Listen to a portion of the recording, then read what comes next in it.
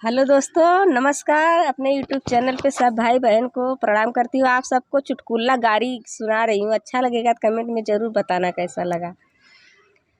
दुल्हा के भाई तू तो बाटा बाका चोनहर हो, दुल्हा के भाई तू तो बाटा बाका चोनहर हो। हमरे दुआरे जीन करा मन बाड़ी हो, हमरे दुआरे जीन करा मन बाड़ी हो। सुना सड़ुआई के गारी, हाय सीताराम से भज।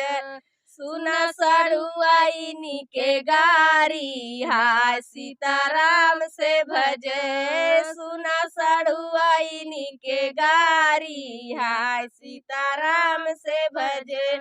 दुल्हा का भाई तू तो बाटा बाका चोनहर हो, दुल्हा का भाई तू तो बाटा बाका चोनहर हो। दुल्हा के भाई तू तो बाटा बाका चोनहर हो। हमरे दुआरे जीन करा मन बाड़ी हो, हमरे दुआरे जीन करा मन बाड़ी हो। सुना सड़ुआई के गारी, हाय सीताराम से भजे। सुना सड़ुआई के गारी, हाय सीताराम से भजे।